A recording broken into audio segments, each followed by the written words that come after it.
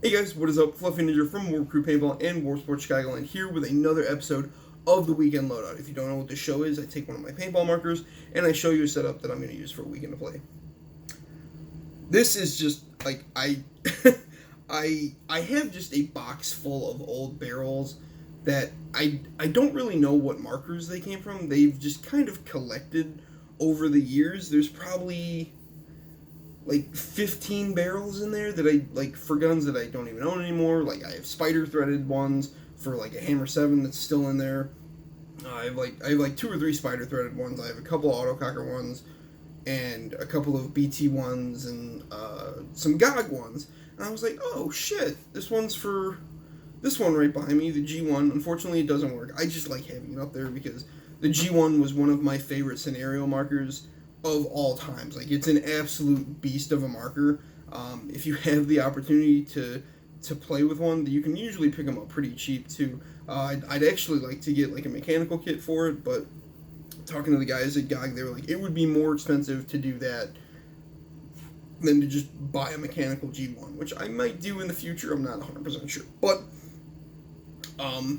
with one of the G1s that I had one of the like just original ones that was just kind of like, oh, it's a G1, that's cool. And then I had like the deluxe version of the G1, which came with just a bunch of random shit. And one of those things that it came with was like a mock suppressor barrel, and it was on like a birdcage barrel, and I was like, oh shit, this barrel's fucking awesome, man. I totally forgot about this thing.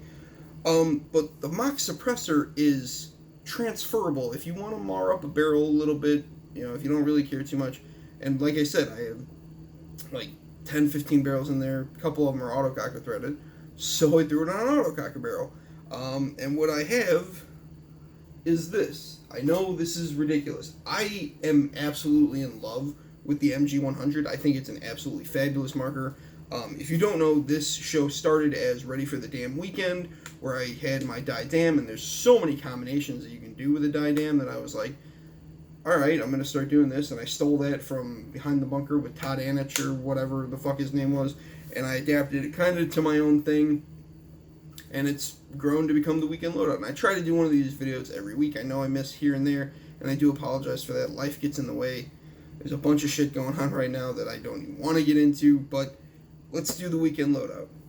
So we have the MG100. We have Krista's GI 6845 tank on there with the First Strike reg that's adjustable, which is really cool. I'm not going to adjust it for me just because it literally fits perfect on all her guns, and I don't want to fuck with it. It's really nice and compact because like I usually run a 77, and honestly that's just a little bit too long for this kind of like submachine gun setup. I have an old Apex barrel for an autococker marker, or like a marker with autococker threads. I think I ran it on my axe when I played scenario with an axe for like years at Badlands. Like I played there for probably about 7-8 years after my tournament years, just playing scenarios there. That was the first time that I met Rocky, who became a huge role model for me, becoming Fluffy Ninja and becoming, the scenario player that I am. Like he's like over 70 years old and he still goes to scenario events. He was at NXL Chicago the other weekend, kind of just hanging out and helping in the pits and doing whatever he could. But it was really good to see him because he's really the guy that started me, and one of my best friends who I've kind of lost touch with, Ryan. Him and I went to a scenario event, met Rocky, or no, actually it was me and my friend Ronnie that went to a scenario event, met Rocky, because he was our commander. We shook hands with him. I was like, oh, that's kind of cool. He's that old. He's still playing paintball. That's fucking cool, man. I hope to aspire to be that. Then I met him a couple years with my friend Ryan. Ryan and I kind of joined the team that he had made. Ryan wasn't really like a team person. He was like, I'll show up when I can show up and we'll play paintball. And I was like, yeah, that's fine. I was like, I'm going to run with these guys for a while. You're more than welcome to come out. And like whenever he did, it was an awesome time. Sitting around the fire, kicking it, before or after a game was always fun with them. So yeah. But I forgot where I was going with that actually. But so it was an old Apex barrel, and the fake suppressor fits on there. It looks ridiculous. Like even without the box mag, like that's ridiculous. Wow, it's actually way lighter without the box mag. it really kind of completes it with the box mag, I think. So the box mag from MCS, absolutely love this box mag. Like, everybody that did hate on it, like, I get it. It's something that you don't see as mag fed. That's fine. I understand that, but to each his own, man. It's paintball. You know, you can play however you want to. It doesn't really matter. I like the box mag just because playing against guys with die dams and box mags is fucking infuriating, especially because the die box mag is symmetrical. So, like, and gun hits don't count in mag fit, which I think is weird, but okay, sure, they're trying to play more realistic. I guess I can see that. And, like, there were guys that literally just put their gun up against a piece of wood and ducked behind the box mag and just 3-round bursted the shit out of us. And we were like, well, we can't do anything because gun hits don't count. And these guys, like, what the fuck? Like, you can't see their hand. You can see the top of their, like, head. But even then, they're kind of, like, cocked in like this. So you see, like, maybe that much of them. And trying to get a shot on somebody like that when they're just is ridiculously hard. But it's definitely possible. It's just, like, it's really annoying. But I like running the box mag just because if I'm going to go play just a walk-on day and it's like, you know, I don't really feel like changing mags, I'm not going to shoot first strikes. Like, that's the only reason why I will run mags is to run first strikes. And I haven't been to a scenario game where they've let me do that yet. And I've missed out on the ones that have. So that's why I'm running the box mag, because I can run regular pods, you know, I can run, you know, 50-round pods, 100-round pods, whatever.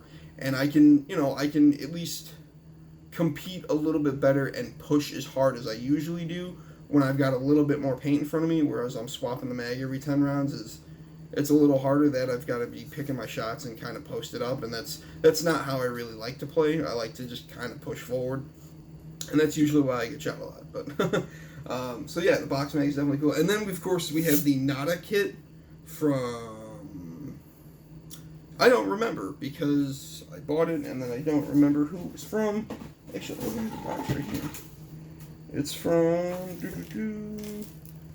Shapeways, but I know, like, it's a specific guy on Shapeways that does it. I absolutely love the Nada kit. He made a new kit that is pretty similar to that, but it still lets you use the feed neck if you want to, which is really cool, which is something that I would like because the rails with a hopper it really gets in the way. But there are, like, some rails on there, so it actually looks really nice. But it's a more slimmed down version of the EMC kit that came with it. So that's really nice. But yeah, I really do like this barrel. It's super weird, but and the Mock suppressor does literally nothing. This barrel has, like, some porting in a circle around it, and that's pretty much it. It's still going to be loud as shit, but I really do like the look of it, and that is this weekend's loadout. Is the MG100 with a box mag, this Apex barrel with a fake suppressor on it, so it's still going to be loud, and a 6845 GI tank with a first strike reg.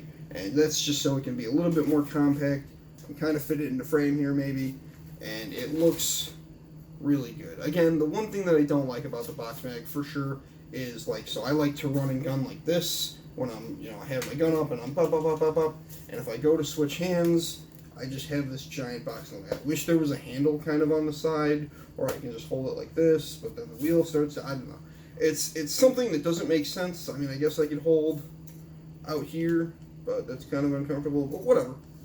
It's not a big deal. So yeah, that is this weekend's loadout. Thank you guys very much for watching. Thank you guys for subscribing if you're a subscriber. If you're not a subscriber, please do. I try to pump out videos every week.